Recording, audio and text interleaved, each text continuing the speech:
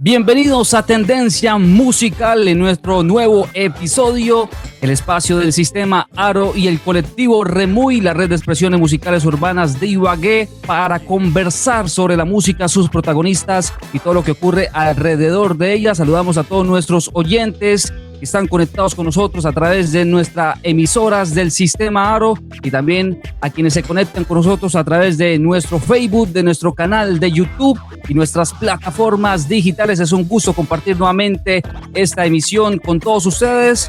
Quiero saludar a nuestro director del Sistema Aro, César Augusto Campos. Muy buenas tardes, César. Muy buenas tardes, Kevin. Un saludo especial para todos los oyentes que a esta hora se conectan a través de las diferentes plataformas del Sistema Aro. Hoy, como siempre, iniciamos una nueva conversación descubriendo las historias que se encuentran detrás de la música.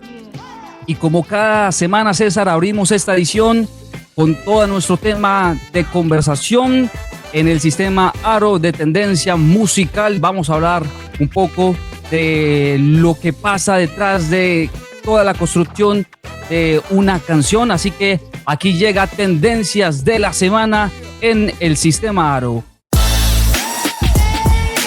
Lo que está marcando la actualidad musical está en Tendencias de la Semana. Noticias, lanzamientos y el análisis de los temas del momento. Estamos en nuestra sesión Tendencias de la Semana y vamos a entrar a conversar, César y oyentes, sobre todo lo que viene detrás, como lo venía mencionando, de la construcción de una canción, pero desde el proceso creativo y técnico que hay detrás de ella.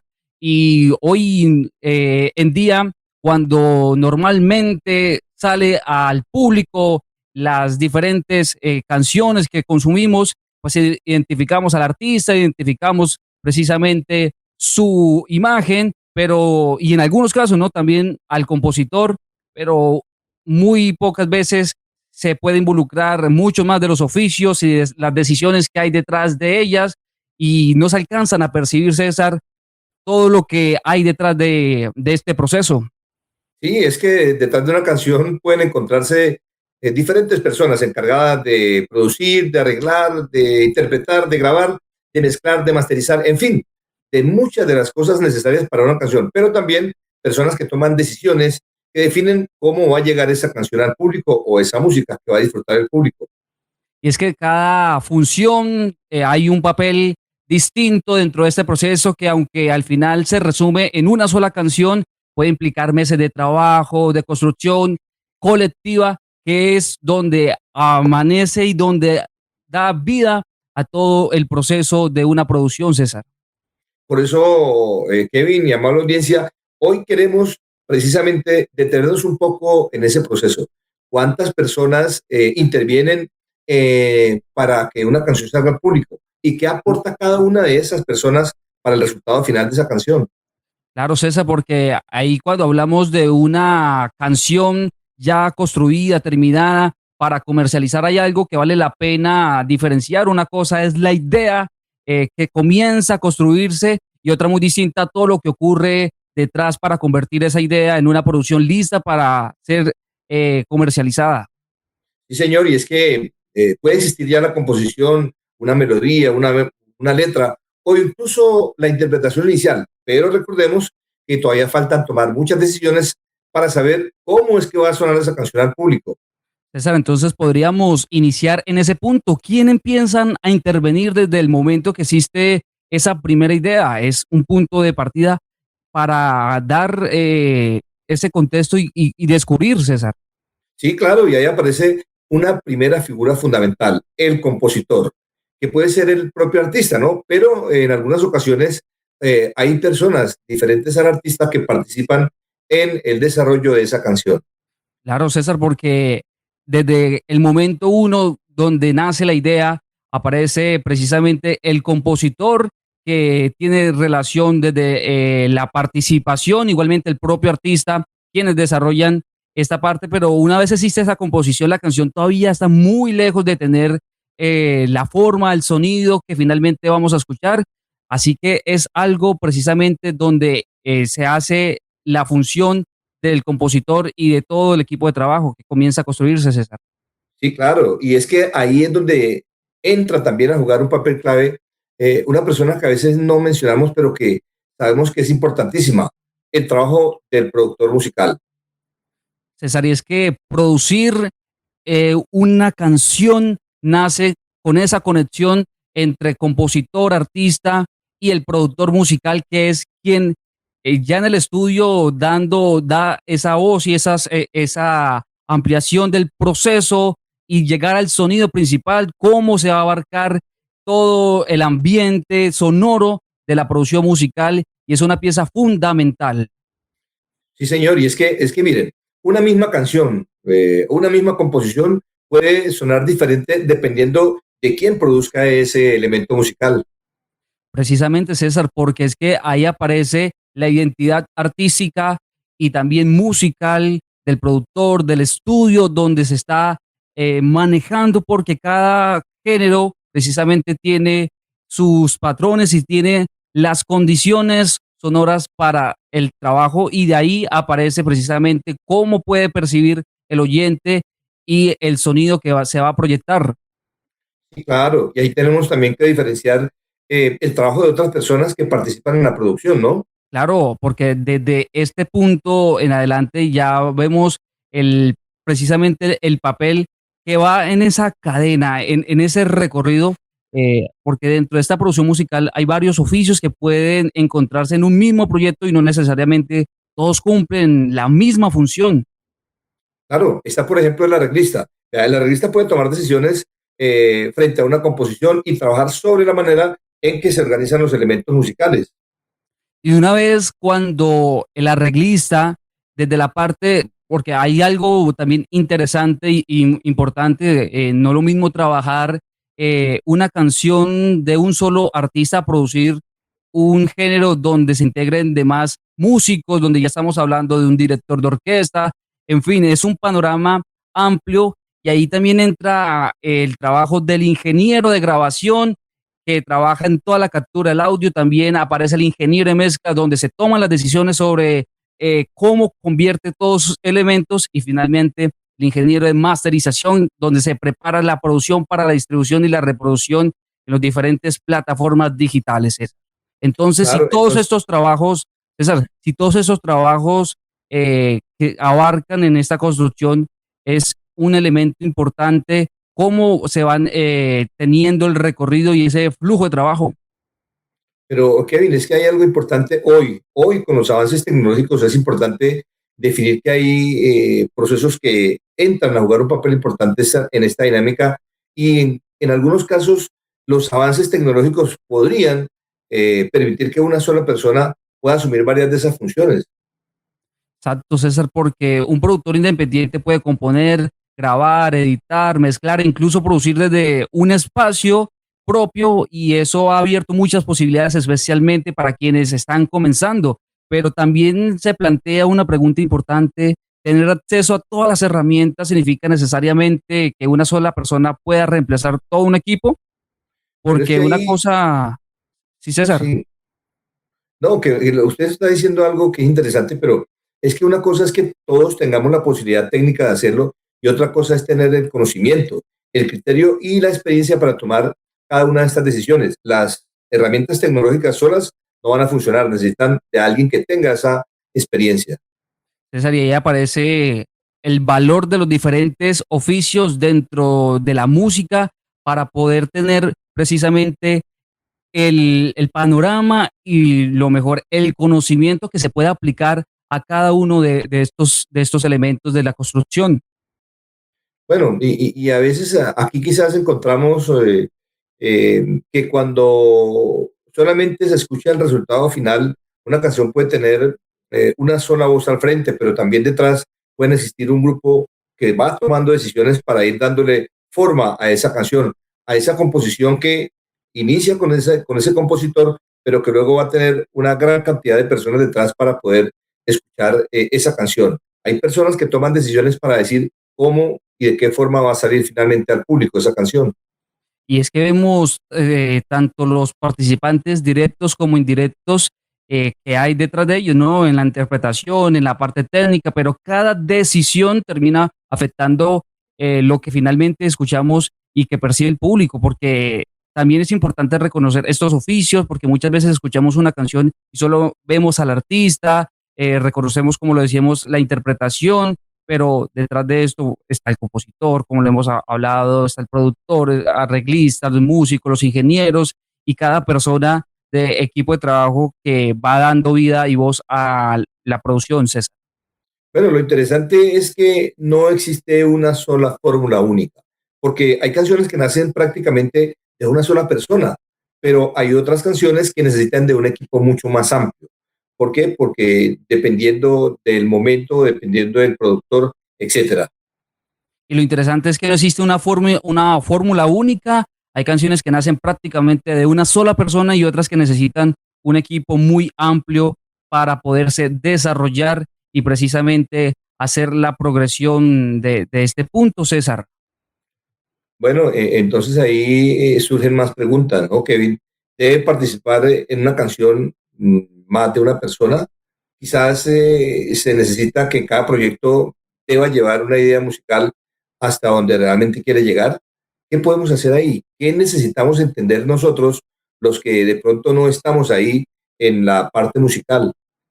Y es que ahí es donde cambia la idea porque cuando conocemos un poco de ese proceso, dejamos de percibir solamente el resultado y empezamos a reconocer esas decisiones que hay detrás, una entrada de la dirección, de las texturas, de las sonoridades, cómo se empleó en los procesos de producción musical, todo el tema del diseño sonoro y precisamente la estructura que marca cada uno de los procesos de cada canción.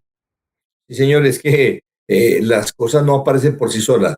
Hay personas que tienen decisiones y esas decisiones se tuvieron que imaginar, probar, corregir y finalmente elegir para sacar ese producto final, Kevin.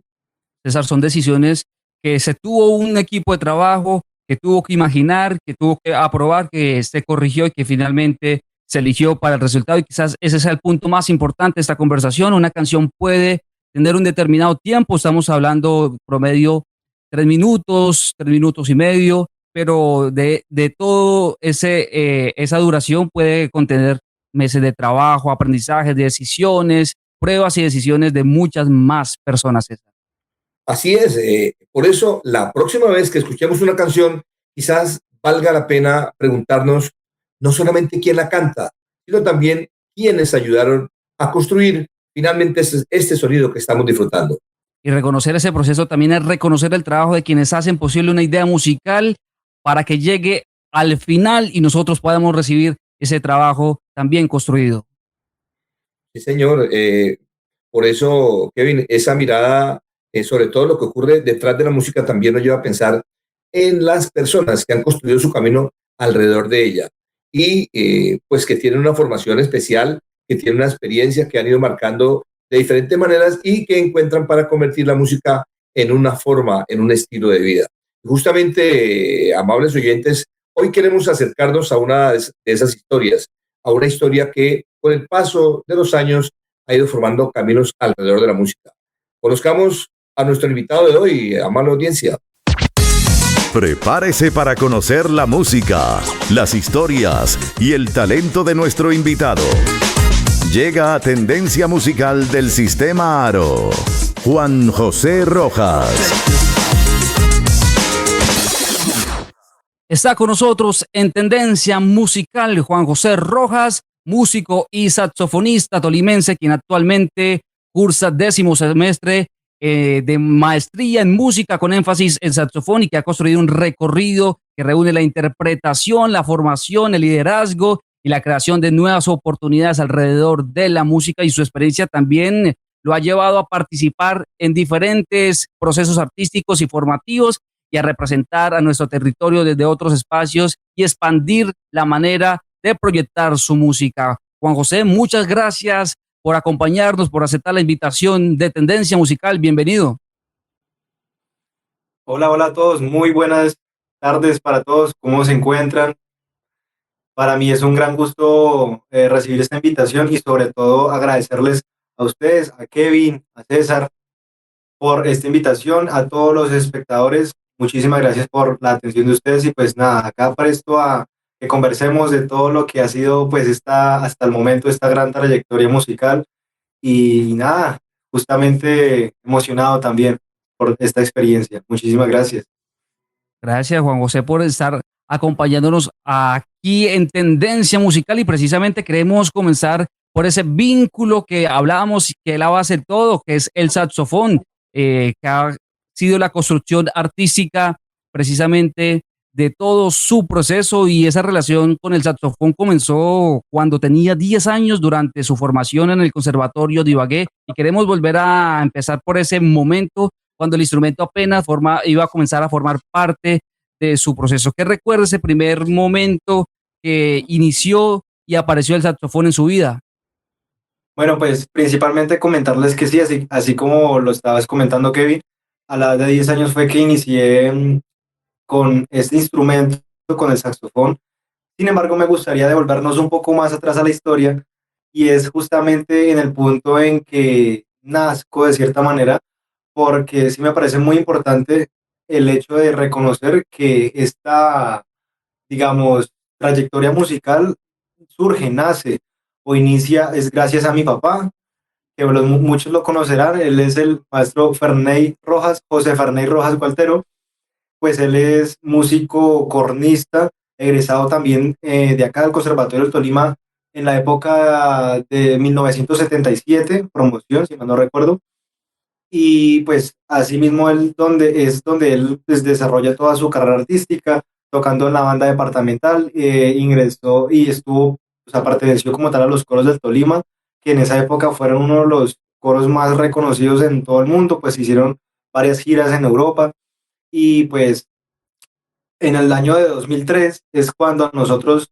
nacimos, y digo nosotros pues porque yo tengo una hermana que precisamente es una hermana melliza, mi hermana melliza, ella se llama Gloria Catalina Rojas Vidal, somos mellizos como ya lo mencionaba y pues es acá donde automáticamente a la edad de 5 años, como en el 2009 justamente ingresamos pues a preescolar, a estudiar en el Amina Melendro de Pulesio, en el colegio, en el Conservatorio de Ibagué, y pues nuestra carrera musical, acá es donde menciono que prácticamente que nacimos en esta cuna musical.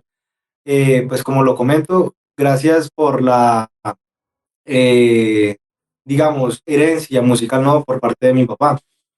En el 2009 ingresamos a preescolar, hacemos toda la primaria y en bachillerato, que en el colegio pues es desde el grado quinto, como primer grado de bachillerato, que es donde nosotros tenemos la posibilidad en el colegio de escoger pues un instrumento.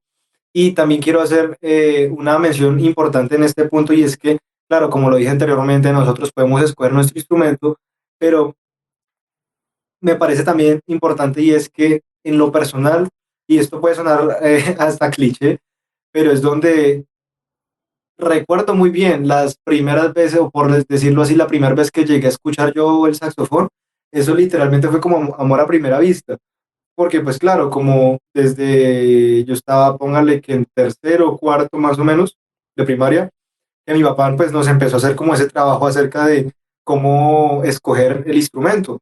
Entonces claramente empezamos como en una etapa de exploración. De hecho, se podría decir que los primeros instrumentos que yo llegué a interpretar, obviamente pues fueron como los instrumentos más fáciles, que es la percusión, digo fáciles entre comillas, ¿no?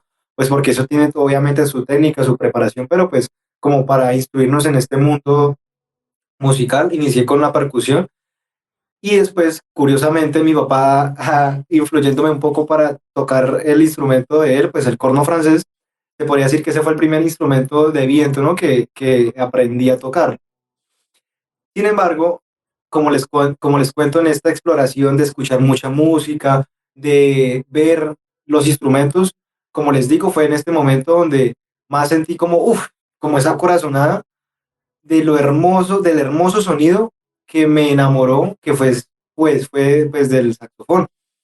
Y de hecho que creo que fue un amor a primera vista, como les digo, un flechazo, porque de hecho yo quería en esa, digamos, en esa incertidumbre de qué instrumento iba a escoger, quería escoger el clarinete, quería escoger el fagot, la flauta traversa, sí, todos esos instrumentos como de viento maderas siempre me han llamado la atención, pero como les cuento, digamos como que fui necio, porque además de reconocer que incluso estratégicamente yo iba a escoger el clarinete, porque he conocido clarinetistas muy buenos que principalmente en cuanto a la historia del saxofón, entendí que el clarinete es el papá del saxofón, pues porque el creador del saxofón, Adolf Sax, eh, él era clarinetista, y entonces pues fue a raíz de ese instrumento que se inventó el saxofón.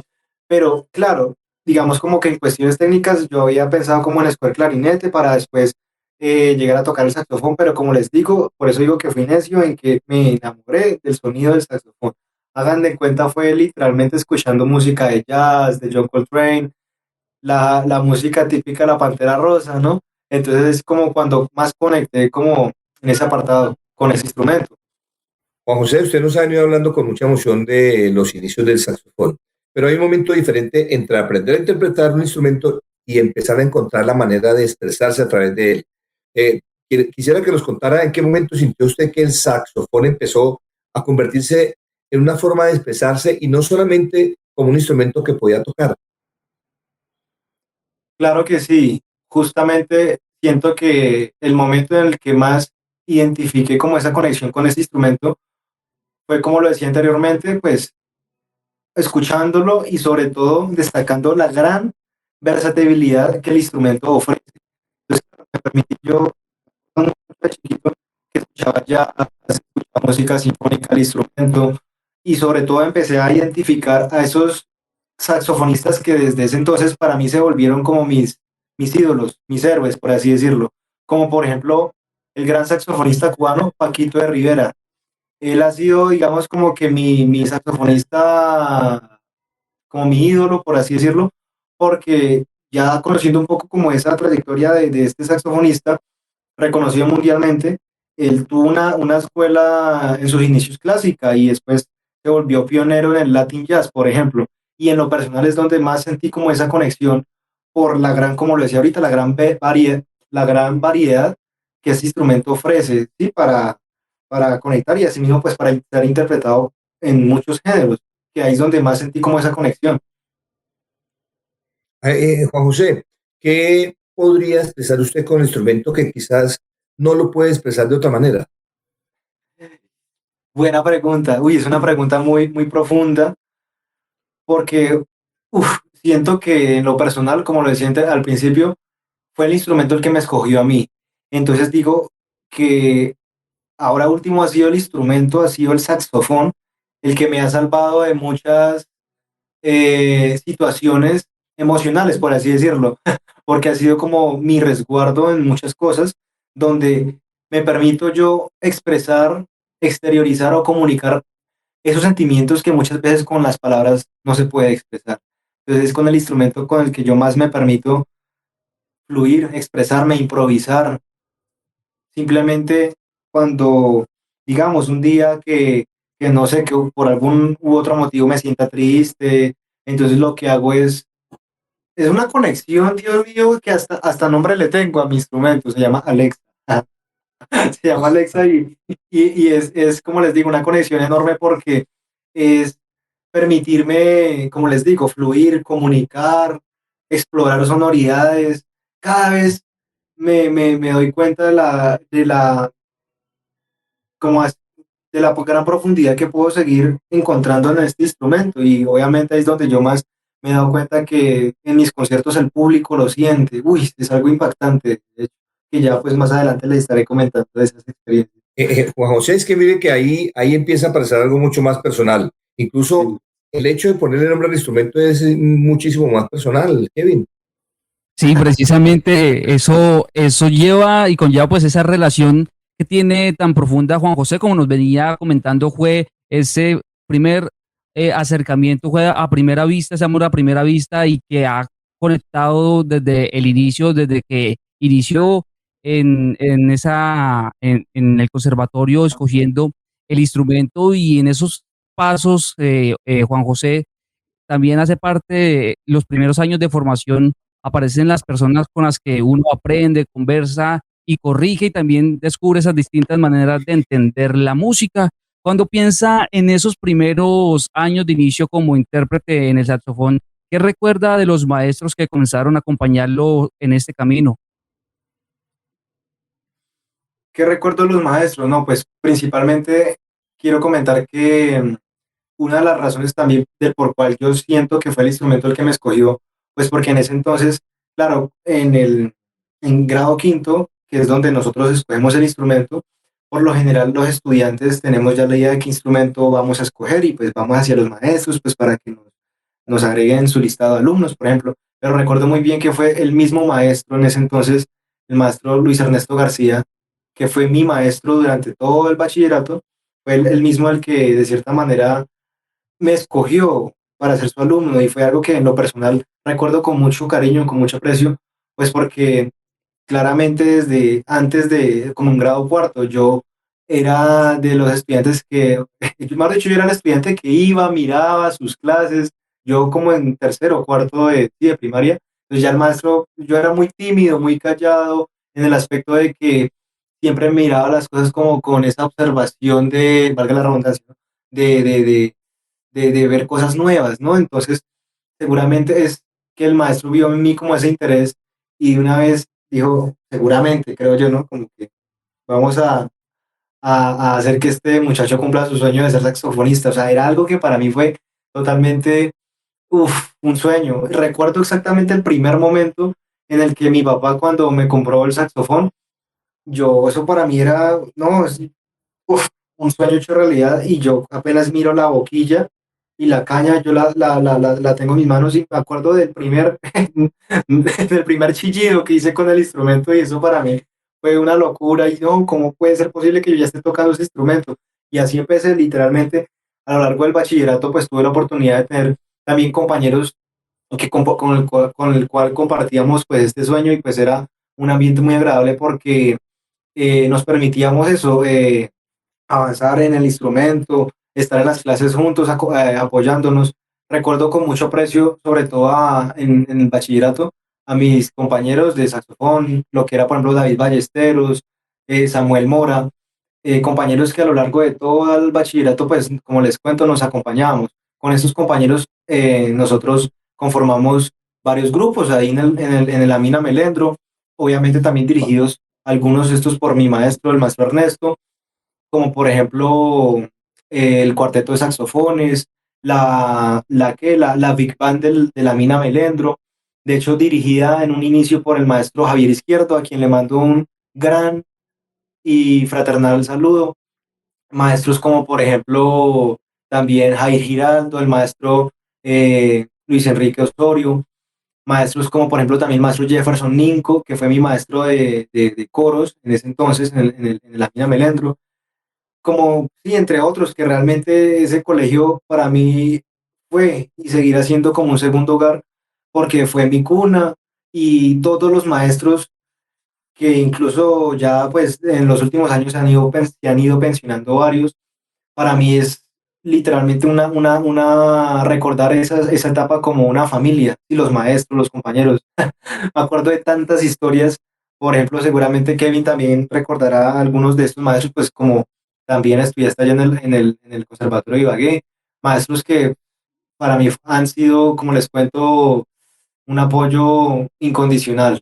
Entonces es literalmente recordar eso, pues porque como mi papá también era maestro de allá, entonces eso era una casa, como les digo. Sí, es que precisamente eso es el Conservatorio Ibagué, la casa de todos los artistas de formación y con mucho cariño, ¿no? Recordamos ese proceso ahí en el conservatorio, claro, y yo recuerdo precisamente maestros como el maestro Jair, que también tuve el placer, él era obviamente maestro en saxofón y fue maestro mío también de gramática musical, recuerdo que me orientó gramática musical y también fue director. Entonces, con ese cariño tan especial que tienen los maestros en la formación, Juan José, pues esa primera relación con la música ha sido muy importante en el proceso y el camino empieza precisamente a tomar otra dimensión cuando ya Sí, se va teniendo más presencia, Juan José, y hace unos instantes hablamos precisamente de lo que estamos aquí mirando. Usted nos mencionaba al maestro Luis García, pero también a lo largo de su formación también ha tenido oportunidad de encontrarse con maestros de diferentes generaciones y lugares, y también no tanto de Colombia como internacionalmente. Podemos nombrar también al maestro Julio César Díaz, Antonio Arnelo, y además de otros maestros y pedagogos con los que ha tenido la oportunidad de compartir. Cuando piensan los maestros que lo acompañan en su formación, ¿qué enseñanzas de ellos siente que todavía permanece en el músico que es hoy?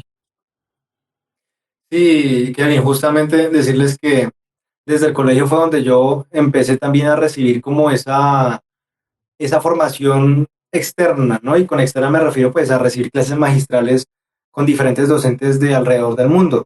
Recuerdo también con mucho cariño al saxofonista estadounidense Larry Panella, quien fue como en el año 2018, 19, si mal no recuerdo, que se llevó a cabo el Festival Ocobo. Pues fue en ese entonces donde vinieron varios músicos de Estados Unidos, y si mal no recuerdo fue con este saxofonista que recibí yo mi primera clase magistral con un docente extranjero, en este caso de Estados Unidos, y pues él siendo saxofonista de jazz, acá fue donde pues me permití también empezar, ¿no? A estudiar lo que es este lenguaje, este mundo tan exquisito de lo que es el jazz. Y fue también en el 2020, estábamos en pandemia, yo estaba cursando 11, donde me gané justamente, como quien dice, mi primer beca o convocatoria para un campamento de verano en Tennessee, en la Universidad de Tennessee, en Estados Unidos. Pero, ¿quién iba a esperar que hubiese habido una pandemia? Pues lastimosamente tuvimos que llevarla a cabo de manera virtual. De todas maneras, fue una experiencia totalmente enriquecedora porque pues estando en este campamento de verano, vuelvo digo virtual, también pude fortalecer lo que fue mi inglés. Me recuerdo con mucho aprecio pues esta experiencia porque es donde automáticamente uno se empieza a salir de la zona de confort. Como les cuento, empezar a ver cómo es que por medio de la música, literalmente es tener uno una llave para el mundo. ¿Sí? Ya sea un instrumento o cualquier talento, es automáticamente usted tener las puertas para el mundo, donde usted se puede permitir, como ha sido mi caso, aprender nuevos idiomas, conectar con gente alrededor del mundo, darse a conocer y simplemente también recordar lo hermoso que es el arte. Como les venía contando, es tener esa gran oportunidad, es un privilegio enorme para sí mismo uno reconocerlo y así mismo pues también poderlo brindar. Y fue en el 2021 todavía que pues también adquirí como la oportunidad para participar en el Jazz Camp, el campamento de jazz en Idaho. También pues estábamos en pandemia y pues lo realicé de manera virtual.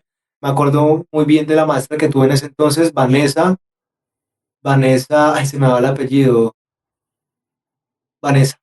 Bueno, y también músico saxofonista, muy agradable esta experiencia. Entonces fue como con estos inicios donde, valga la redundancia, inicié con este interés por empezar a ver y a conocer maestros extranjeros, pues para empezar a construir esta formación de una manera más profesional. Bueno, importante todo lo que nos comenta Juan José, y bueno, y nos detalla precisamente esas experiencias y ese proceso que aporta cada uno de estos maestros y que ha tenido la oportunidad de compartir. Eso es algo que a lo largo de lo que hemos venido conociendo nos ha mostrado precisamente cada uno de ese paso que ha dado Juan José César. Sí, claro, y es que hay también otro proceso que ocurre lejos de esa relación que hay entre maestro y estudiante, así sea de manera virtual. Por ejemplo, están los espacios, digamos, reales, o los espacios donde usted puede tener la oportunidad de compartir esos espacios musicales de manera real. Por ejemplo, usted ha estado en agrupaciones, Juan José, como la Big Band, la Explosión Latina, y en la banda departamental o en la banda sinfónica del Conservatorio de Tolima, además de festivales y encuentros como el que nos menciona de Idaho, por ejemplo. Ahora me gustaría, Juan José, que usted nos dijera qué empezó a descubrir de usted mismo cuando pasó de estudiar ese instrumento, el saxofón, a compartir la música con otros intérpretes, a estar en los grupos musicales, en esas bandas, en las orquestas? Claro que sí, bueno, pues contarles que como que esta iniciativa personal de empezar a pertenecer a estos grupos surgió como desde grado noveno, se podría decir en el colegio, por empezar con esas prácticas de conformar la orquesta tropical del colegio, de la Mina Melendro, la Big Band, ¿no? Y también con mis compañeros, que les mando también un gran saludo, súper talentosos, que empieza uno también como a ver como este gusto de hacer música con demás músicos y asimismo pues para uno pues como, como joven, el hecho de salir, de viajar, de conocer pueblos, en mi caso con la banda departamental, conocer casi que hasta ahora todos los municipios y pueblos del Tolima, es algo que automáticamente me empieza uno a motivarse mucho más. Y como lo venía diciendo, fue en 11 donde entre mis compañeros, imagínense, pandemia, empezamos a conformar la Big Band. Recuerdo mucho, pues, por ejemplo, a Daniel Acosta, Felipe Callejas, Andrés Romero, Sara Martínez, que nosotros tuvimos Indra Valencia, bueno, entre otros, que conformamos la Big Band para tocar en nuestra graduación. Y fue después de este año, o sea, del 2020, que en el 2021, por pura cuestión personal de nosotros, bueno, empecemos a hacer nuestro grupo y empecemos a ensayar, a montar los temas de música tropical, sí, los típicos temas guapachosos, que merengues, que salsas, y fue esto muy Lo como por comercial, parte sí. sí, fue muy como por parte de nuestro compañerismo que literalmente Fluyó. hacíamos provecho del tiempo libre, entonces nos encontrábamos 2 veces como por semana, bueno, vamos a ensayar este día, vamos a ensayar estos temas, y así fue que en lo personal me empecé como también a conocer en estos géneros musicales de la música tropical, las orquestas tropicales, pues en la ciudad. Y desde el 2021, si mal no estoy, yo tenía 17 años, empecé a conformar la orquesta tropical La Explosión Latina. Le mando un gran saludo a mis compañeros de esta orquesta y sobre todo a nuestro director, el maestro Beto García, que hasta el momento todavía soy integrante de esta agrupación, o sea, ya hace más de 5 o 6 años aproximadamente. Bastante trayectoria, Juan. Y con ellos, Sí. de hecho, Sí, sí, con ellos. tuve la oportunidad de que me acuerdo muy bien que mi primer evento con esta agrupación, ya muy destacada de nuestro apartamento, ese primer evento fue nada más y nada menos que hasta Pasto, Nariño. O sea, mi primer concierto con ellos fue en un primer viaje por allá en Nariño, como en el 2021 22 si mal no recuerdo. Yo tenía 17 años y pues imagínense el muchacho de 17 años en medio de músicos ya profesionales, Una ya mayores, trayectoria. sí, Pues, claro. oiga, Y en esos interesante escenarios. eso.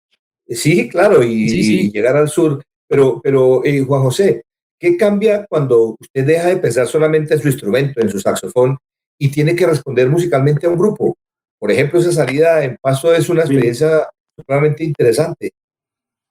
Sí, señor, justamente acá es donde empiezo yo a ver, como les decía anteriormente, ese gran impacto que uno puede empezar a tener con la música y siguiendo pues el estudio pues instrumental.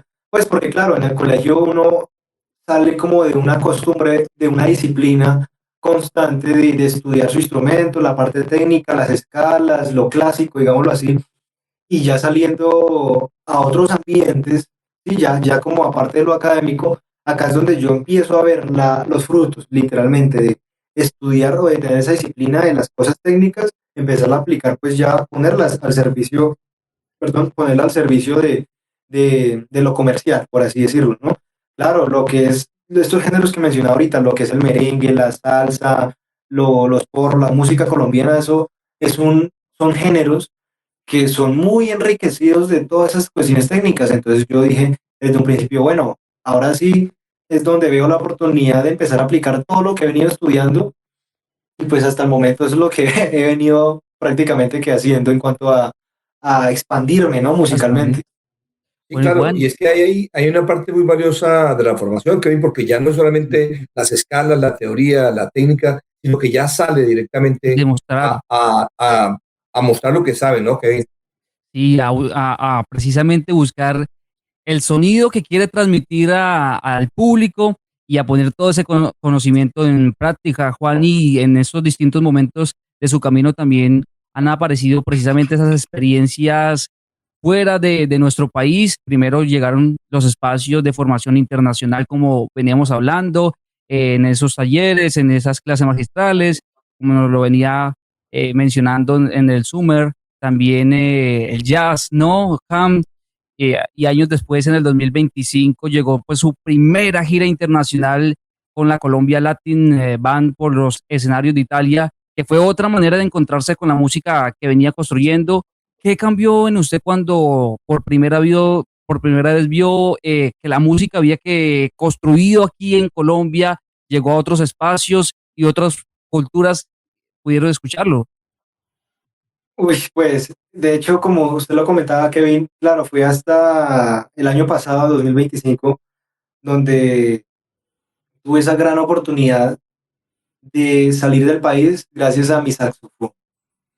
Y puede que suene algo, algo como si nada, pero realmente es empezar a reconocer de que, como lo decía anteriormente, no es casualidad que hasta hace unos minutos yo decía que es el instrumento lo que me permitió darme cuenta que es una llave, literalmente, para el mundo. Por lo mismo, es de empezar a ser consciente de todo ese proceso que uno ha venido teniendo, ver literalmente los frutos y que me llevó hasta Europa, que me llevó hasta Italia. Y esto tampoco fue casualidad porque, bueno, ya lo podríamos hablar más adelante, y es que acá en el Conservatorio del Tolima, que es donde estoy culminando mi formación profesional, también desempeñé el cargo de representante estudiantil ante el consejo directivo.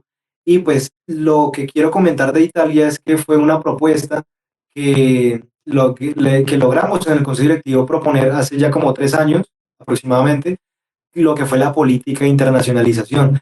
Y el año pasado pues se llevó a cabo la segunda misión internacional, en donde pues tuve la oportunidad de participar. Pues se abrió una convocatoria hacia toda la institución, La tanto institución, para sí. tanto para estudiantes, docentes, egresados, y claro, los cupos reducidos. Pues decirles que este grupo con el que viajamos, la Colombia Latin Band, fue eh, un grupo musical de 10 músicos, que para saxofón nada más hubo 2 cupos. Se presentaron Ah, sí, un cierto, un sí, cier- claro, un cierto número. claro, de saxofonistas. Y entonces pues lo que les comento fue pura dedicación de estudio, estar como en esa posición de ser eh, lo suficientemente versátil para adaptarse en diferentes géneros, porque claro, nosotros acá como por lo general en los conservatorios se lleva a cabo una educación pues clásica, académica, pero pues es donde reconocemos, como en este tipo de convocatorias, la importancia de ser conscientes y representantes de nuestros géneros musicales, que en este caso es música colombiana, que fue la que nosotros fuimos a representar allá en Italia. Y fue claro, el año pasado, que en el mes de julio nosotros, aproximadamente 2 semanas, tuvimos una gira de conciertos con este grupo, la Colombia Latin Band, en Italia, donde tuvimos presentaciones en ciudades como por ejemplo Camuñano, Bergato, Riola, también, bueno, entre otros pueblos. Y sobre todo el más importante, por no, pues claramente todos fueron importantes, pero el más como con el que más nos llevamos unos profundos recuerdos fue en Roma, donde tuvimos nuestro último concierto de esa experiencia junto a la Nada más ni nada embajada, menos, en Roma, junto con la embajada de Colombia en la Italia. embajadora de Colombia. Sí, Exactamente. Y entonces acá es donde una experiencia, wow, totalmente brutal, porque es donde literalmente, como dice el cuento, uno del pueblo hasta estos espacios, porque como les cuento, en mi caso siempre he estado como en este mundo musical, pero ya cuando uno empieza a darse cuenta de que es gracias a esta formación, gracias a esta pasión, de que las fronteras no existen. La música, como les digo, es la llave universal para el mundo. Y ahí, como lo pueden ver, fotos que, de hecho, eso fue en el castillo, ay, no me acuerdo el nombre, de un castillo que queda cerca de Bolonia, donde tuvimos la oportunidad de hacer una muestra artística también a diferentes personas de todo el mundo. Ahí compartimos con gente de la China, con gente de otros países de Europa, y sobre todo quiero decirles de manera personal la gran oportunidad que tuve, claro, de verme en la posición de tener que ir a Italia. Yo dije, bueno, esta va a ser mi oportunidad para empezar a estudiar el italiano. Y entonces fue por esta razón que me surgió un hambre increíble de aprender idiomas, y ya pues hasta el momento es donde pues gracias a Dios he venido siguiendo aprendiendo esta hermosa lengua, y sigo como tal en este proceso, apasionado también por los idiomas, porque como les cuento, no solamente es quedarnos con estudiar un instrumento, sino es que de tener y de ser conscientes de la oportunidad de aprender más lenguas, porque eso es esto lo que nos va a permitir ir siguiendo conectando con más gente alrededor del mundo. César, y es que lo que nos viene comentando Juan, porque ahí hay algo muy importante, lo que nos está mencionando, y es cómo la música llega a esas transformaciones, ¿no? El poder de la música para poder lograr conectar con otros momentos y otras motivaciones, y en ese caso, tener que estudiar esas lenguas, César. Sí, una cosa viene con la otra, ¿no?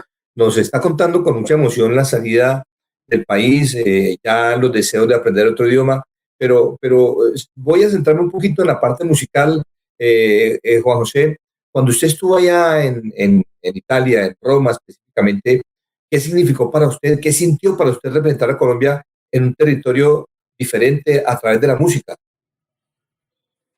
Uy, es una pregunta muy, muy hermosa, porque literalmente la manera más resumida en la que podría responder esa pregunta es eso, es un sentimiento de amor, de sentido, de tener un sentido de pertenencia literalmente, de llevar nuestras cumbias, nuestros sanjuaneros, nuestros porros, nuestros fandangos, o sea, toda esta riqueza enorme que tenemos culturalmente en nuestro país, llevarla hasta Europa, y ver sobre todo ese impacto, ¿no? que tuvimos hacia el público europeo, de ver cómo es que tocábamos, por ejemplo, una cumbia, Colombia Tierra Querida, y claramente pues las personas, o en su mayoría, sin saber cómo bailar una cumbia, eso no les importaba saber, sino que simplemente se lo disfrutaban, se lo gozaban. O sea, es donde nosotros nos dimos cuenta que el colombiano a cualquier parte del mundo donde vaya va a ser reconocido. Y es por esta razón que personalmente me acuerdo mucho, sobre todo de ese último concierto en Roma, que tocando hasta se me salieron las lágrimas, de verdad, de cómo es que estas músicas, literalmente, gracias a Dios, ha tenido la oportunidad de llevarla hasta esos lugares tan, para nosotros, pues lejanos, ¿no? Y representarlos es literalmente tener esa responsabilidad, sobre todo, ¿no? De ser uno un embajador también musical, ¿no? De todas nuestras tradiciones hasta estos lugares. Juan, y siendo precisamente embajador del folclore de nuestro departamento, también hay un momento importante que ocurrió recientemente, y es un proceso que tuvo que poner a prueba en frente a otros intérpretes, ¿no? Y hablo del MEDESAT, donde participó como solista y también participó en cuarteto y recibió clases magistrales y obtuvo un tercer lugar en el concurso Otto Álvarez Rojas Gómez, ¿no? Pero detrás de ese resultado también hubo esa preparación, la exigencia y un momento de enfrentarse a su propio nivel como intérprete. ¿Cómo llegó ese momento de ponerse al frente de otros saxofonistas y medirse como intérprete? ¿Qué descubrió de usted mismo? Bueno, claro que sí. Justamente, principalmente comentarles que esta participación en este festival, el Festival de Saxofones, el Festival Internacional de Saxofones de Medellín, lo realizamos hasta hace un mes, en el mes de julio, fue donde tuvimos la oportunidad de participar en este festival. Decirles que no fui solo, claramente, estuve acompañado de mis compañeros de la cátedra de saxofones, a quien también les mando un gran saludo, pues porque también fue gracias a ellos que tuve la oportunidad no solamente de participar, sino también de ser, en este caso, ganador, o en este caso, de los ganadores del concurso, que a nivel nacional se presentaron varios solistas de todo el país, aproximadamente se presentaron 20, si mal no recuerdo, no tengo el dato exacto, pero Entonces pasamos a ya la etapa presencial, que fue donde concursamos 8 saxofonistas.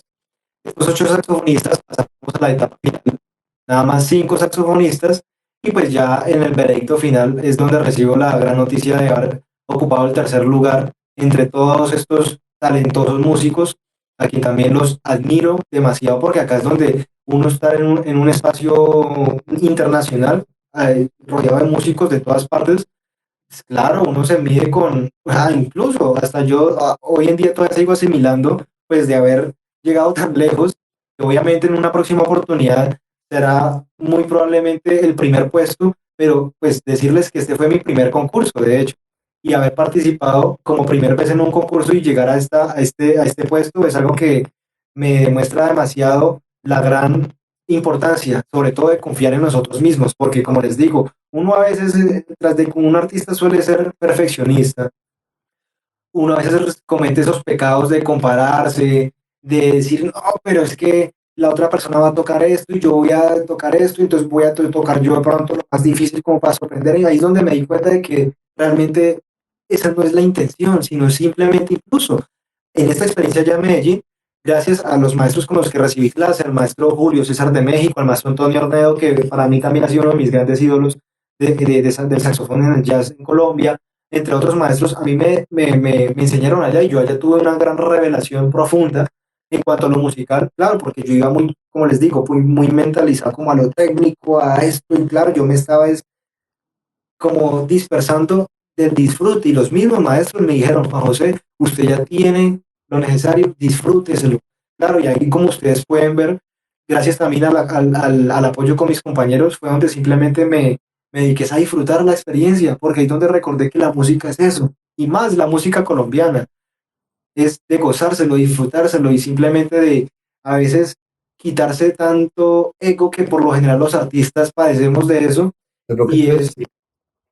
y es simplemente, como les digo, disfrutarme la experiencia, y yo siento que eso fue un gran diferencial, pues para haber obtenido este logro en este concurso del Festival Internacional de Saxofón. Bueno, Juan José, interesante todo lo que usted nos cuenta y me llamó la atención eso de lloré incluso. Es que la música colombiana, como usted lo decía, es una música muy hermosa y sobre todo cuando está bien interpretada, ¿no? Entonces, eh, es importante esas expresiones emocionales que se dan desde la persona.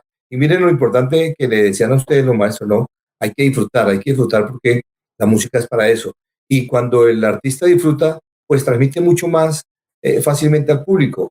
Y eso es interesante porque eso nos lleva entonces a decir que ya usted tiene que empezar a convertir esa formación académica en una formación profesional con mucho mayor sentimiento. Entonces, ¿cómo ha empezado usted a hacer eso? A partir de esos consejos, ¿qué ha cambiado en su forma de transmitir y de sentir la música? Claramente, de hecho, decirles que ahora no es que piensen que yo soy un llorón, no. De hecho, me considero una persona sensible, y es gracias a esta cuestión que me empezó a transformar esos sentimientos, como decía al principio, que el instrumento. Eh, Juan José, y es que perdón, Juan José, yo creo que una parte fundamental del artista es que tenga un sentimiento profundo y que sea sensible, ¿no? Que salga a flor de piel, porque si no, entonces ese artista que guarda sus emociones, pues no las transmite. Es importante eso, ¿no? Que las emociones se transmitan a través del instrumento que esté interpretando. Sí, totalmente. Es que lo que acabo de mencionar fue como un preámbulo de lo que quiero comunicar en este momento, y es acerca de que, claro, por más que los artistas debamos de tener como esa sensibilidad, también es una lucha constante que debemos de tener los artistas con el ego, como lo decía anteriormente, y es acerca de que a veces muchos músicos tienen esa mentalidad de que porque entonces yo voy a tocar lo que puede ser, entre comillas, lo más difícil, entonces es porque quiere decir que yo ya soy el mejor o soy muy bueno. Que claro, las cosas difíciles, entre comillas, esas obras tienen que tener su preparación técnica y toda la cuestión, pero vuelvo y digo, ¿de qué sirve tener una preparación? Mentiras, ¿de qué sirve tocar lo más difícil si el público no lo va a disfrutar? Si yo no me voy a ver cómodo, si yo no me voy a ver con una serenidad para comunicar eso que estoy queriendo transmitir, eso que estoy queriendo interpretar, ¿no? Entonces ahí es donde yo, como les decía, en ese concurso tuve como ese gran impacto de, por más que las X o Y obra no fuese tan difícil técnicamente, le aposté mucho más literalmente a lo que les comento, al disfrute, a transmitir literalmente una emoción de lo que, o sea, obviamente coherente con lo que estoy tocando, y es donde pues ya ese resultado para mí fue como mi mayor como validez, ¿no? De esto que les estoy comentando. Y como lo que me preguntabas ahorita acerca de cómo es como ese proceso para lograr transmitir esas emociones, pues simplemente les comento que es un proceso de transformación personal en cuanto a elevar el nivel de conciencia, porque es, como les cuento, ver la música como un elemento para transformar, para transmutar emociones, porque muchas veces, claro, a veces se dice que los artistas somos los más incomprendidos, digámoslo así, pero en mi caso yo he visto cada emoción, por más fuerte que sea, y con fuerte me refiero tanto a bonita como a negativa, por ejemplo, y vean, se los voy así con mucho cariño, con mucho, digamos, confianza, porque llegan a ser cosas personales, el tema emocional en cuanto a, por ejemplo, los desamores. Muy bien somos conscientes de que cuando uno sufre un desamor, Dios mío, eso es una gasolina enorme para uno como artista usarlo a su favor. Y Sí, claro. a raíz de esos momentos es cuando empecé, como quien dice, a cultivar mucho talento, ¿no? Y a, pues, a recibir muchos frutos que hoy en día es de lo que me ha traído hasta estos momentos. Partamos de ahí.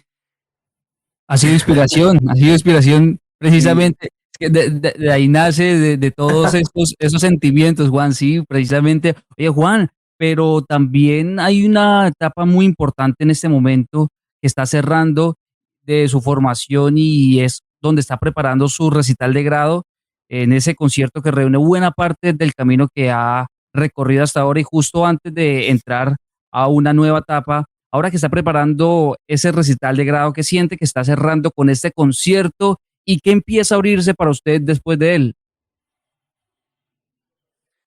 sí, Kevin, pues decirles claramente que me encuentro iniciando la culminación de mi carrera. Pues lo decíamos al principio, estoy en 10º semestre, que es el último semestre de mi carrera, y es donde me encuentro en el momento de la preparación de mi recital de grado.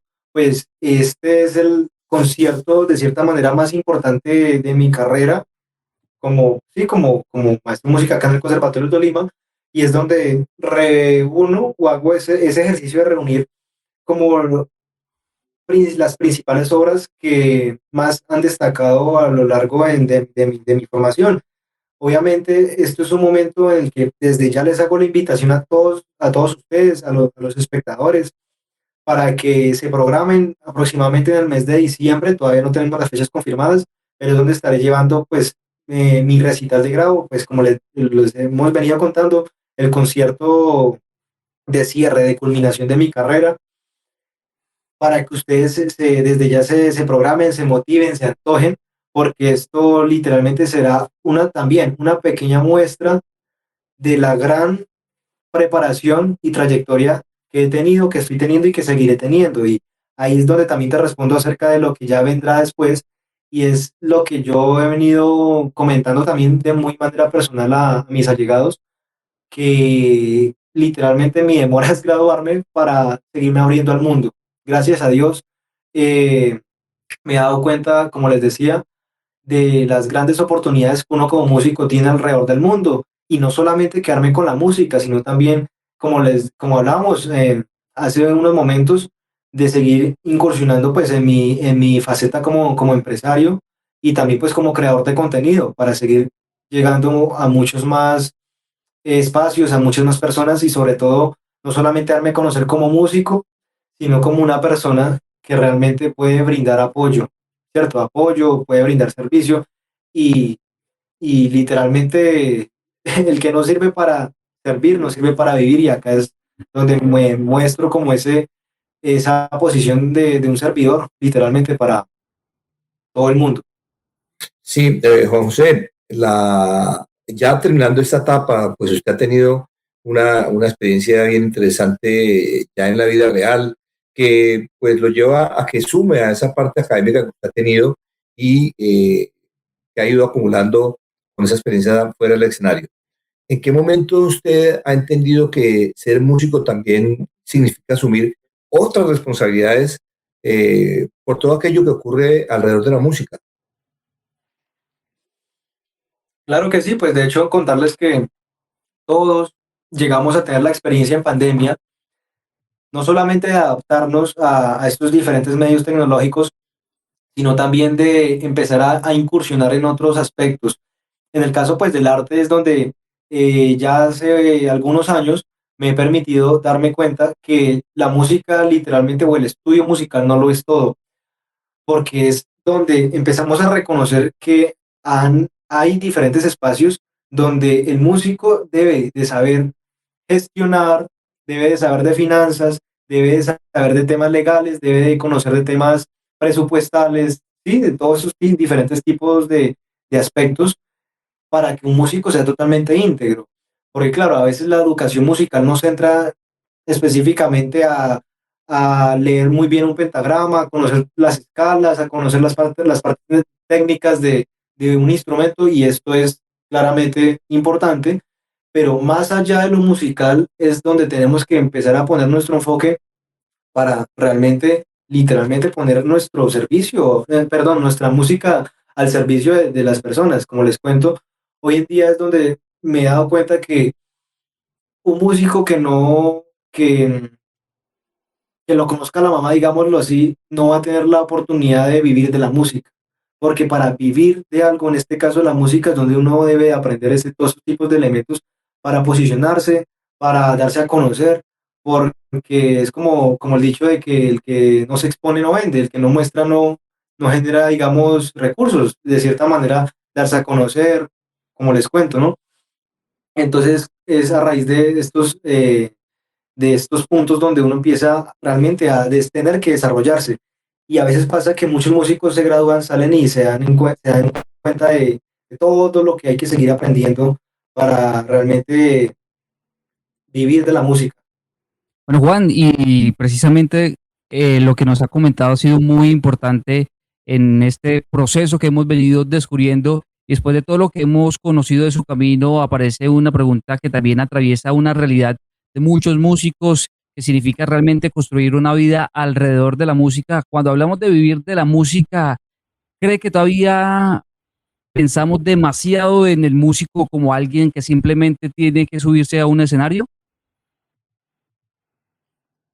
Y no, de hecho es acá, es en este momento donde empezamos a reconocer todo lo que hay que tener en cuenta simplemente para subirse a un escenario.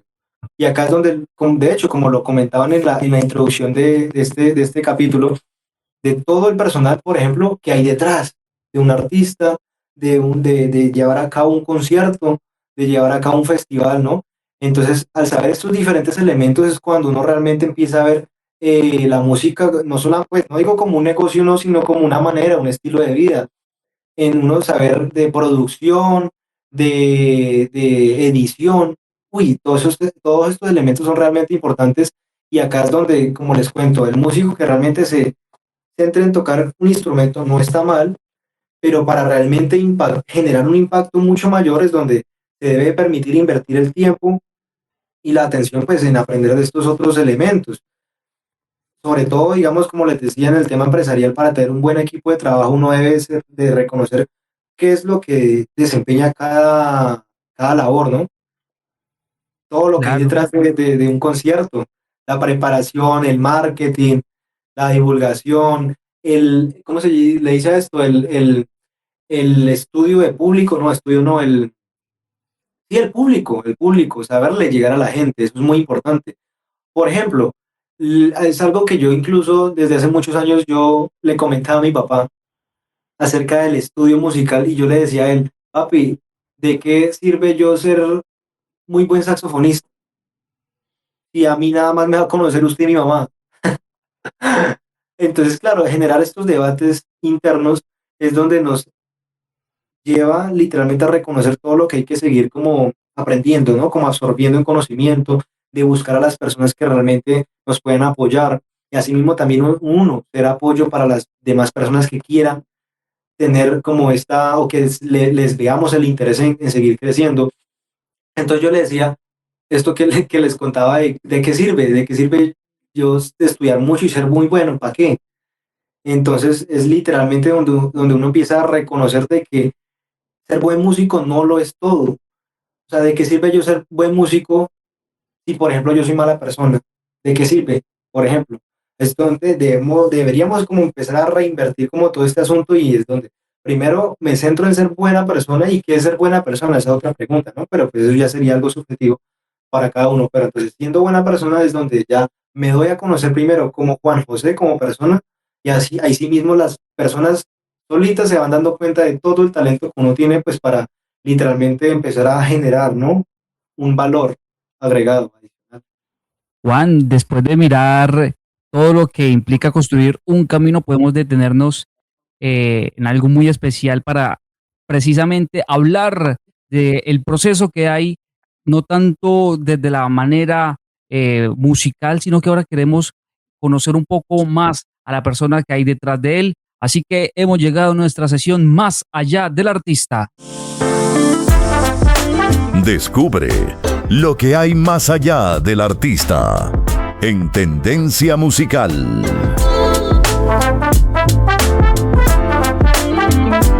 Bueno, Juan José, hemos hablado mucho del saxofón, de la música, de las giras, pero hay otra faceta interesante que no hemos hablado y es la actuación. Usted llegó ahí, se sintió de pronto como pez en el agua, pero ¿qué descubrió de usted mismo cuando salió por un momento del mundo de la música y se encontró con la actuación? Bueno, claro que sí, este es un punto que en lo personal, ¿cómo decirlo? No lo he, digamos, comentado abiertamente o como con la suficiente pasión que obviamente que con el saxofón lo hago, pero sí, para los que no conocen, yo también soy actor. De hecho, contarles que desde el colegio tuve como esos pequeños inicios en la actuación, recuerdo con mucho cariño y también le mando un gran saludo al maestro Mario Romero, quien fue esa persona que me empezó a instruir desde el colegio, como desde grado sexto, séptimo, si mal no estoy, en el colegio, pues a llevar a cabo pues esta preparación en actuación y sobre todo a llevar a cabo el desarrollo de obras de teatro, que desde el colegio, póngale que yo teniendo 15 años más o menos, empecé como por esta pasión del cine, del teatro, de la televisión, a estudiar actuación.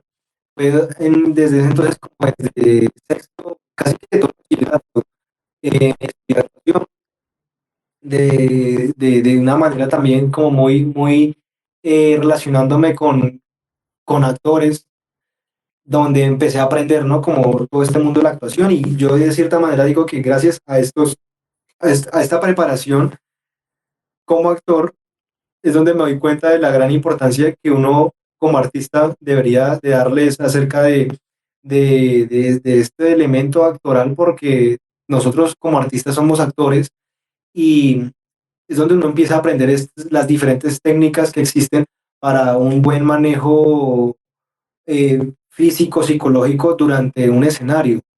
Porque claramente somos muy conscientes de que, como les digo, la formación musical llega a ser poco la preparación que uno tiene psicológicamente, físicamente, al momento de uno estar en un escenario, porque sabemos que se llegan a presentar casos como de ansiedad, de nervios, de muchos elementos que llegamos a tener, ¿no? De adrenalina.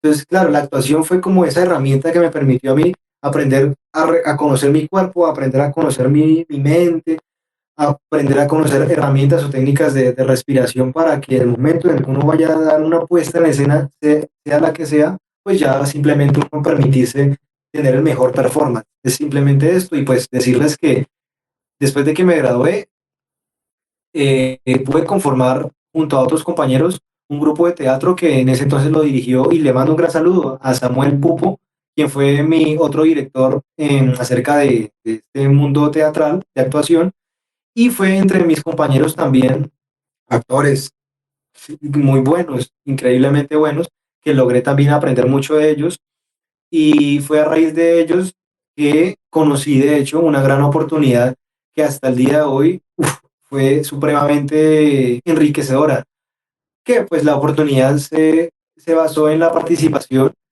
en la serie colombiana de 100 años de soledad. Bueno, cuéntenos sobre ese preciso momento, un momento donde pone a prueba lo que nos viene comentando, ¿no? Un gran acercamiento y muy buena oportunidad. Sí, sí, sí. Bueno, pues decirles que como les cuento, esto inició pues por, por cuestión de mis compañeros en el grupo de teatro que nos dijeron, oiga, miren que van a estar haciendo casting para esta serie, la de Macondo. Claramente el casting se basaba pues para ellos, la producción, conocer o tener como tal extras. Como tal, el casting que realizamos fue para hacer extras. Sin embargo, tenían como cierta como prelación los que ya tuviésemos esa experiencia teatral, perdón, o actoral, ¿no? Y claro, para la primera temporada de esta serie fue donde yo interpreté el papel de primo hermano de Pilar Ternera. Recordemos, pues, los que ya nos hemos visto esta serie, Pilar Ternera tiene cierto vínculo con la familia, pues, Buendía, y es allí entonces donde tuve ese papel, pero claro, como yo hacía como de extra en la primera temporada, no tengo alguna aparición.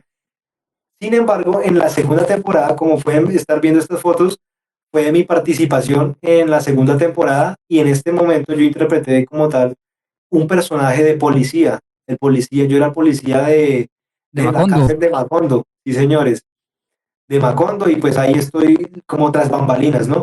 Después ellos son mis compañeros, y no, realmente les quiero contar que eso fue una experiencia totalmente, alucinante, brutal. Yo me sentía literalmente como Hollywood, o Sí, sea, es un nivel impresionante de producción. Bastante. Y que fue filmado aquí en nuestro territorio, Juan. Más emocionante así tener es. esa hora cumbre aquí. Sí, totalmente, eso, o sea, para mayor representación, claro, los rodajes se llevaron a cabo en el municipio de Alvarado, de hecho, en una finca como a unos pocos minutos del casco urbano de Alvarado, la Cerca finca de se llama Arizona, sí. Arizona. Arizona, y pues allá fue donde hicieron ellos literalmente todo el pueblo de Macondo. Uy, eso es una cosa impresionante. Y en lo personal, lo que les cuento, esta experiencia me permitió a mí vivir y darme cuenta de lo que es una producción de este nivel internacional, o sea, trabajar con Netflix, que eso no, literalmente no es cualquier cosa, de ver a los productores, a los actores, a los diferentes equipos de trabajo, maquillaje, eso hay gente Departamentos, sí. para todo hay gente, Sí, para que hay mucho ponen detalle. pasto, hablar, Los uy, es detalles impresionante, impresionantes. Sí, Juan. totalmente, o sea, sí, no, y de hecho, el contarles que conozco varios compañeros acá de la universidad que también tuvieron la oportunidad de participar, y pues no, todos acá es donde coincidimos en una oportunidad que nos permitió darnos cuenta de todo lo que el Bueno, ahí mundo lo del vimos con entretenimiento Remedio, vea. ofrece. Sí, sí, Con sí, Remedio sí. la Bella. No, unas personas muy queridas y es una experiencia Pero que será totalmente inolvidable. Estén muy atentos de esta segunda temporada. De hecho, yo tengo un cameo, ¿no? Una aparición bastante importante, creo que es en el tercer capítulo, si mal no estoy, en el tercer capítulo, donde pues aparecen estos personajes y es donde nosotros estamos chorreando la baba por ellos. Ahí les dejo un spoiler. Juan José, muchas gracias por compartir con nosotros todas las experiencias, toda esta bagaje musical y por supuesto esta última parte de la actuación. Muchas gracias por permitirnos conocer parte de su historia y sobre todo gracias por estar con nosotros aquí en Tendencia Musical. Muchísimas gracias. Claro que sí, a todos. Un gran saludo sobre todo a ustedes y a mi familia, a mis compañeros que han sido parte de todo este proceso. Decirles que acá está Juan José Rojas Vidal para todos ustedes lo que necesiten. con muchísimo gusto. Todo mi conocimiento y experiencia siempre estará a la orden. Bueno, a toda la audiencia también muchas gracias por acompañarnos aquí en Tendencia Musical a través del Sistema Aro y todas las plataformas que tenemos a su disposición.